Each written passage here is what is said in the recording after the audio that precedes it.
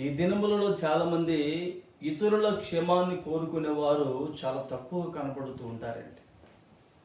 ఎప్పటికప్పుడు నేను నా కుటుంబం క్షేమంగా ఉంటే చాలు, వేరే వారితో నాకు సంబంధం లేదు, నాకు అక్కర్లేదు అని కోరుకునేవారు ఈ దినములలో స్వార్థపరులు చాలా ఎక్కువైపోయి ఉన్నారు.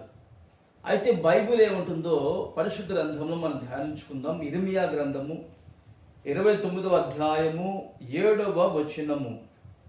నేను మిమ్మల్ని చెరగొనిపోయిన పట్టణం యొక్క క్షేమము కోరి దాని కొరకు యెహోవాను ప్రార్థన చేయుడి, దాని క్షేమము మీ క్షేమమునకు కారణమగును. ఆమేన్. చూడండి ప్రియులారా, మిమ్మల్ని చెరగొనిపోయిన అంటే చెరసాలలోకి లేక బంధకముల మధ్యలోకి కొనుక్కోబడినటువంటి కుటుంబాల కొరకు ఎవరైతే ప్రార్థన చేస్తారో, వారి క్షేమం కొరకు ఎవరైతే విజ్ఞాపన చేస్తారో వారి క్షేమమట మీ క్షేమమునకు కారణమవుతుంది. యోబు ముగ్గురు స్నేహితులు యోబును ఆదరించాలని వచ్చారు. యోబుని అతని స్థితిని చూచి అతని పరిస్థితిని గమనించి రకరకాల మాటలతో యోబుని దూషించి ద్వేషించి మాట్లాడుతూ ఉన్నారు.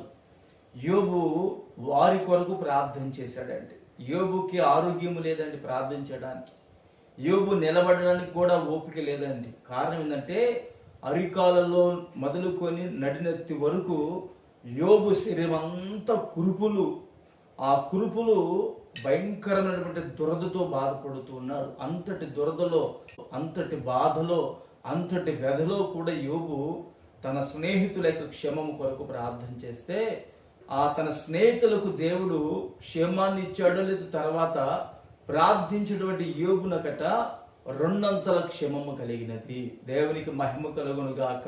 గనుక విశ్వాస జీవితంలో నీవు నీ స్నేహితులైనా, బంధువులైనా, రక్త సంబంధికులైనా, ఆత్మీయులైనా, పరిశుద్ధులైనా, సేవకులైన ప్రతి వారి కొరకు, వారి క్షేమము కొరకు మొదట నువ్వు ప్రార్థన చేసినప్పుడు ఆ ప్రార్థన ప్రతిఫలము అనేది మొదట నీవు పొందుకుంటావు. నిత్యమైన దేవుడు ఈ రోజున ఇటువంటి శ్రేష్టత నీకు, నాకు, మనకు అనుగ్రహించునుగాక. ఆమేన్. ప్రార్థన చేసుకుందాం. ప్రేమగల తండ్రి, పరిశుద్ధుడా, జీవాధిపతి, స్తోత్రం చెల్లిస్తున్నాం నాయన. ఈ రోజున మేము కూడా ఇతరుల క్షేమము కొరకు ప్రార్థన చేయడానికి మీరు మాకు సహాయం చేయండి. ఇప్పటికీ నీ బిడ్డలు చేయుచున్నారు. వారి యొక్క ఆత్మీయ జీవితాన్ని క్షేమాభివృద్ధికరముగా మీరు మలిచి మహిమ పొందుకోమని యేసు నామమున ప్రార్థిస్తున్నాను తండ్రి. ఆమేన్.